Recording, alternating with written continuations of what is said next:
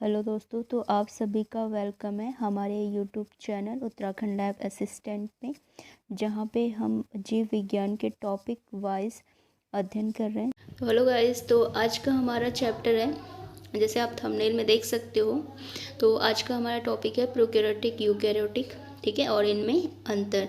तो गाइस यहाँ पे मैंने वो सारे पॉइंट लिखे हैं जिनके बेस पे हम बताएंगे कि इनमें क्या क्या डिफरेंस हैं, ठीक है। तो स्टार्ट करते हैं। तो सबसे पहला है कोशिका द्रव्य गति।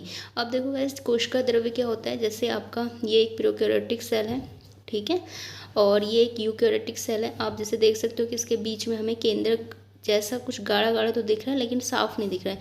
जबकि यहाँ पे क्या होता है, एक पूरी अच्छी सी बाउंड्री बनी रहती है और इसके अंदर क्या रहता है, जो भी मटेरियल रहता है वो बहुत ज़्यादा वो होता है, सांद्र होता है, यानी कंडेंस्ड होता है, ठीक है ना, बाहर के कंपैरिजन में। तो अब जो ये न्यूक्लियस को छोड़ के जिसके बाहर का जो द्रव्य है, क्या ये गति कर रहा है या नहीं कर रहा है, ठीक है।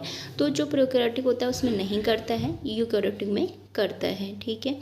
दूसरा होता है माइटोकॉन्ड्रिया, लवक और ईआर। ईआर क्या है, इंडोप्लाज्मिक रेटिक्यूलम, ठीक है। इंडोप्लाज्मिक रेटिक्यूलम यह आपका कोशिका में पाए जाने वाला एक अंग है, ठीक है। ये माइटोकॉन्ड्रिया को हमने शॉर्ट में माइटो लिखा है। तो माइटोकॉन्ड्रिया हो गया। लवक, लवक जैसे आपका क्या होता है, क्लोरोफिल वगैरह, ठीक है ना। तो लवक हो गया। और ईआर यानी इंडोप्लाज्मिक रेटिक्यूलम, लाइसोसोम और गोल्सिकाई, ठीक है, जिसे गोल्गी बॉडीज बोलते हैं। तो वो आपका प्रोकैरियोटिक में नहीं मिलते। ये सब के सब आपके प्रोकैरियोटिक में नहीं होते हैं, जबकि यूकैरियोटिक में सब के सब मिलते हैं, ठीक है। इनको कोशिका अंग भी बोला जाता है और इंग्लिश में बोलते हैं सेल ऑर्गेनेल्स, ठीक है। अब होता है राइबोसोम्स, इंपॉर्टेंट है। देखो राइबोसोम्स क्या होता है, राइबोसोम्स इसमें 70S होता है प्रोकैरियोटिक में, जबकि यूकैरियोटिक में क्या होता है 80S टाइप का, ठीक है। इसके टाइप होते हैं 70S और 80S। उसके बाद श्वसन तथा प्रकाश संश्लेषण, तो ये जीव द्रव्य कला में होता है, ठीक है। जबकि यहाँ पे माइटोकॉन्ड्रिया में देखो श्वसन कहाँ होता है, यूकैरियोटिक में माइटोकॉन्ड्रिया में श्वसन होता है, ठीक है, जहाँ पे ATP बनते हैं, आपकी ऊर्जा बनती है। और जबकि जो हरित लवक होता है वहाँ पे प्रकाश संश्लेषण होता है। हम सभी को पता है हरित लवक कौन सी कोशिका में मिलता है, ये मिलता है आपके पौधों में, ठीक है ना, पौधों की पत्तियों में, जो ग्रीन ग्रीन कलर का होता है, हरे कलर का। और यहाँ पे क्या होता है, आपका पत्तियों में भोजन बनता है, ठीक है ना, उनका प्रकाश संश्लेषण की क्रिया से भोजन बनता है, ठीक है। तो अब उसके बाद है रिक्तिका। रिक्तिका यानी जो बीच बीच में खाली स्थान होते हैं, ठीक है। तो इसमें रिक्तिकाएं नहीं पाई जाती हैं प्रोकैरियोटिक में, जबकि यूकैरियोटिक में रिक्तिकाएं होती हैं। अब देखो सबसे मेन जो डिफरेंस होता है केंद्रक का, ठीक है। केंद्रक इसमें अस्पष्ट होता है, जबकि इसमें केंद्रक क्या होता है, पूर्णतः विकसित होता है। जैसे आपको अभी मैंने बताया, देखो इसके यहाँ का केंद्रक कंप्लीटली विकसित है। देखो इसमें केंद्रक कला भी है, ठीक है। केंद्रक के अंदर एक केंद्रिका होती है, वो भी होता है, जबकि इसमें ऐसा कुछ नहीं देखने को मिलता है। DNA तथा हिस्टोन प्रोटीन, ठीक है। तो एक DNA और हिस्टोन प्रोटीन जो होते हैं इसमें नहीं पाए जाते हैं, ठीक है। इसमें DNA नहीं होता है, इसमें क्या मिलेगा आपको, RNA मिलेगा, ठीक है। और इसमें क्या मिलेगा आपको, DNA मिलेगा और हिस्टोन प्रोटीन भी मिलते हैं, ठीक है।